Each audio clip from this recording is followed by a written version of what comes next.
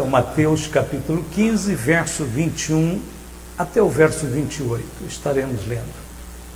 E partindo Jesus dali, foi para as partes de Tiro e de Sidom. E eis que uma mulher cananeia, que saíra daquelas cercanias, clamou dizendo: Senhor, filho de Davi, tem misericórdia de mim, que minha filha está miseravelmente endemoniada. Mas ele não lhe respondeu palavra. E os seus discípulos, chegando ao pé dele, rogaram-lhe dizendo: despede-a, que vem gritando atrás de nós. E ele respondendo disse: eu não fui enviado senão as ovelhas perdidas da casa de Israel. Então chegou ela e adorou, dizendo: Senhor, socorre-me. Ele, porém, respondendo, disse: não é bom pegar o pão dos filhos e deitá-lo aos cachorrinhos. E ela disse: sim, Senhor, mas também os cachorrinhos comem das migalhas que caem da mesa dos seus senhores. Então respondeu Jesus e disse-lhe: ó mulher, grande é a tua fé, seja isso feito para contigo como tu desejas. E desde aquela hora a sua filha ficou sã. Em Marcos 7,25 diz assim: porque uma mulher cuja filha tinha um espírito imundo, ouvindo falar dele, foi e lançou-se aos seus pés. Quando o nosso filho está passando por momentos de tribulação, seja de saúde, nos estudos, no namoro, na vida espiritual, nós sofremos juntamente com ele. E não tem um pai, e principalmente uma mãe, que não sinta desespero e aflição e procure buscar a ajuda em quem pode ajudá-la para superar os momentos difíceis que os seus filhos às vezes passam. E ela, ouvindo falar de Jesus, foi ao seu encontro, crendo que ele podia ajudá-la. Sua fé, porém, seria provada. Segundo, a fé vitoriosa, ela segue aprendendo a lidar com o silêncio de Deus. Mas ele não lhe respondeu palavra, ou seja, não falou nada. Lidar com o silêncio de Deus é uma prova muito pesada, mas que pode ser vencida e pode ser superada. No silêncio de Deus, então, nós somos provados. E no silêncio de Deus, muitos são reprovados. Não desista, não deixe de crer. Se você está orando e ainda Deus não lhe falou palavra alguma. Na sala de aula, quando chega a hora da prova, o professor sempre fica em silêncio. Então ele deixa os alunos usarem os recursos que ele já possui para crescer, para aprender e amadurecer no ensino. Não interprete o silêncio de Deus como não, mas interprete o silêncio de Deus como um desafio à nossa persistência. Durante o silêncio de Deus, a única coisa que devemos fazer, sabe qual é? Continuar crendo sem duvidar. Número 3, a fé vitoriosa é aquela fé que sabe lidar também com o desamor da igreja, dos irmãos em Cristo.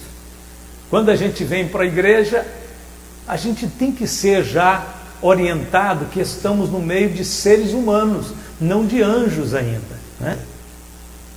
Uma hora ou outra você me decepciona ou eu te decepciono, mas pelo amor de Deus, não pense que se eu te decepcionar, Deus mudou com respeito a você. Ele continua se comprometido com você da mesma forma, independente da forma que eu venha te tratar. Deus é fiel com você. Então pense numa coisa importante: quando nós estamos vivendo em comunhão, em família, em igreja, temos que estar amadurecidos também para entender a fraqueza e a debilidade do outro irmão. A fé vitoriosa vai ter que lidar muitas vezes com a própria indiferença e com o próprio desamor dos nossos irmãos que estão tão perto de nós. Olha o que a Bíblia diz: e os seus discípulos, chegando ao pé dele, quer dizer, bem perto dele, né?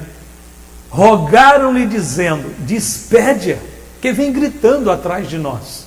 Numa outra tradução da Bíblia, numa versão a viva, diz assim: então seus discípulos insistiam em que ele a mandasse embora. A ideia aqui não é bem que os discípulos queriam que Jesus atendesse ela rapidamente, não. Eles queriam que Jesus fizesse alguma coisa para ficar livre da gritaria dela. E se fosse o caso, mandaram embora. Despede aí. Aqui diz, olha, eles insistiam que ele a mandasse embora. Olha o que eles diziam: mande que ela vá andando, diziam eles, porque ela está irritando a gente com todas as suas queixas. Os discípulos de Jesus não podiam entender o desespero daquela mulher. É importante que você não seja de maneira nenhuma desanimado nas coisas de Deus por nada. Você persevere e busque a Deus com a força da sua alma e do seu coração. Número 4, a fé vitoriosa. A fé que essa mulher tinha estava baseado a um apego à palavra de Deus. Eu vou explicar isto. Em Mateus 15, 24 está escrito: e ele respondendo disse: eu não fui enviado senão as ovelhas perdidas da casa de Israel. Nesta palavra, neste ponto, a prova continua, mas Jesus dá uma ponta de esperança para essa mulher. Se ele foi enviado aos perdidos, Israel não era melhor do que os gentios, porque os judeus pensavam que eram melhores, e os próprios judeus discriminavam as outras raças. Mas Jesus está dizendo ovelhas perdidas da casa de Israel. Os judeus chamavam os gentios de perdidos e até de cães. Jesus disse: mas Israel está cheio de ovelhas perdidas no meio deles. Com isso, Jesus está reforçando a ideia que ele foi enviado para perdidos.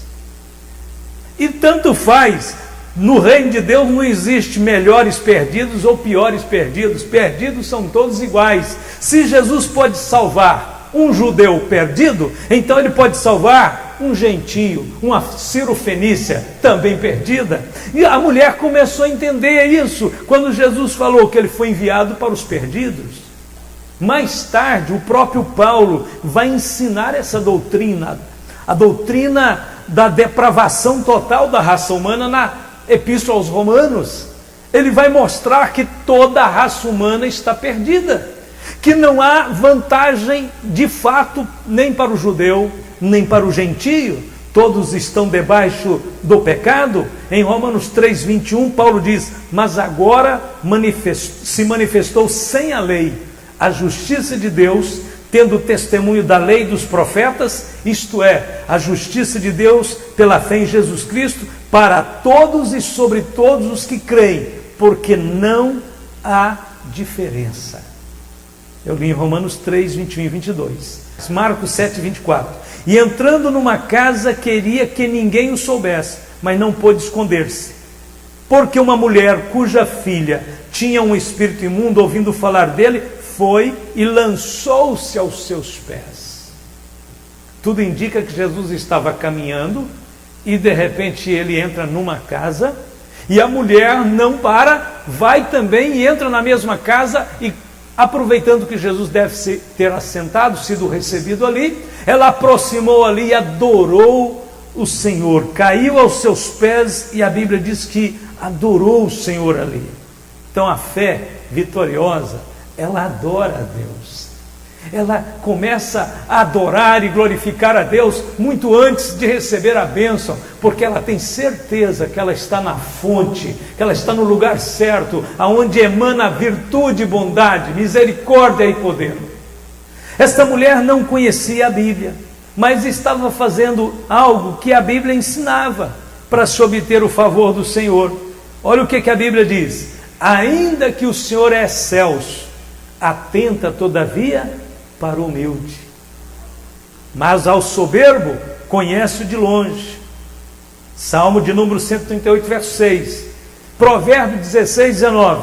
melhor é ser humilde de espírito com os mansos do que repartir o despojo com soberbos. Provérbios 22, verso 4. O galardão da humildade e o temor do Senhor são riquezas, honra e vida. Número 6. Verso de número 26, 15 e 26 de Mateus.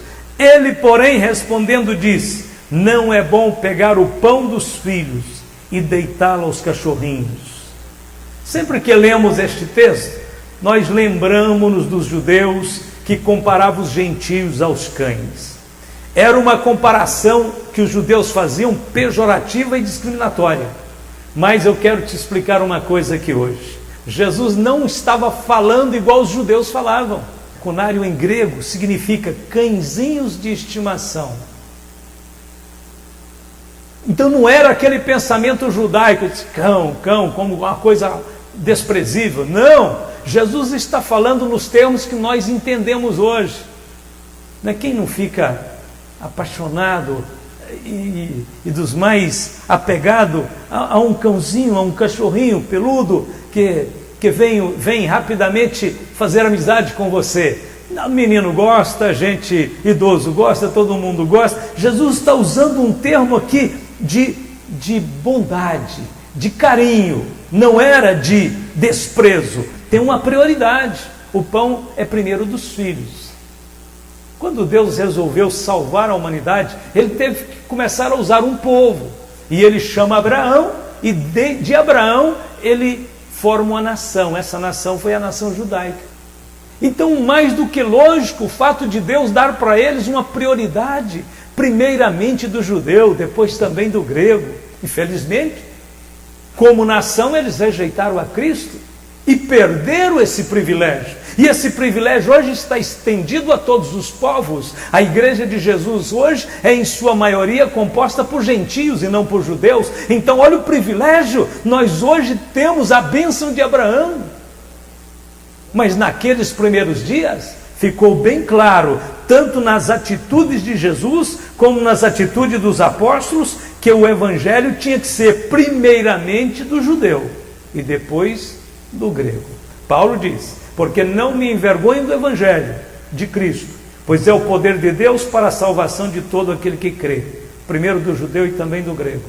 E aquela mulher foi muito sábia e muito humilde e muito inteligente, pois ela disse: sim, Senhor, é verdade, o pão é dos filhos, mas as migalhas é dos cachorrinhos. Jesus olha para ela e diz: ó mulher, grande é a tua fé, seja isso feito para contigo como tu desejas. Os judeus queriam sugar tudo e perderam. Os gentios que queriam só a migalha, acabou ficando com o pão inteiro. Então aquela mulher cananeia humilhou-se a si mesmo, cumprindo a palavra de Deus, que diz: sacrifícios para Deus são um espírito quebrantado, um coração quebrantado e contrito não desprezarás, ó Deus. Salmo 51, 17. Salmo de número 34, verso 18. Perto está o Senhor dos que têm o coração quebrantado e salva os contritos de espírito. Quando Jesus disse: seja isso feito para contigo como tu desejas, Jesus deu para a mulher muito mais do que migalhas.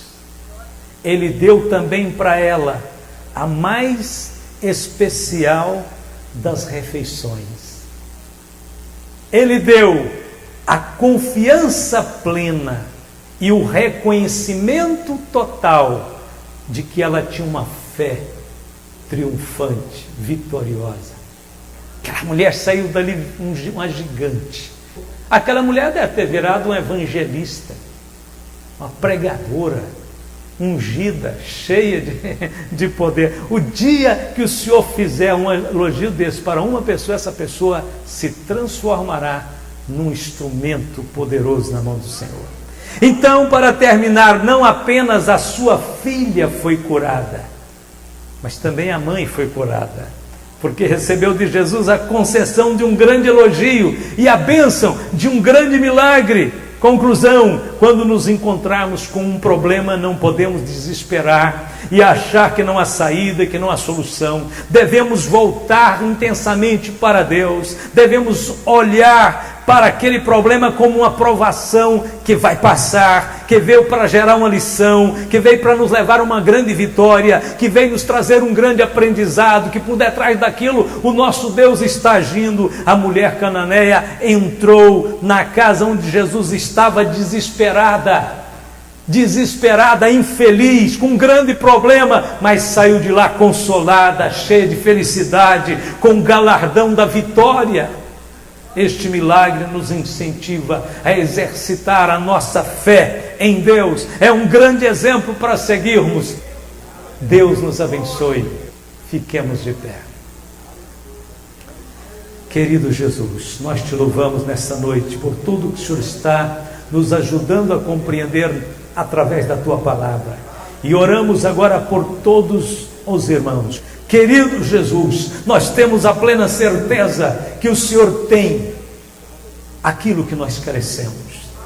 Da tua boca vem a resposta, da tua boca vem a decisão que nos levará ao fim desejado, aonde nós te glorificaremos e te daremos o louvor eternamente, porque o Senhor é o dono absoluto das nossas vidas. Obrigado, Jesus, por nos dares essa certeza de que andando com o Senhor e perseverando em te servir e te adorar, buscando a tua face, nós seremos mais do que vencedores por aquele que nos amou. E toda a igreja que concorda pode dizer amém, e amém, e amém. Está terminado a reunião de hoje, em nome de Jesus.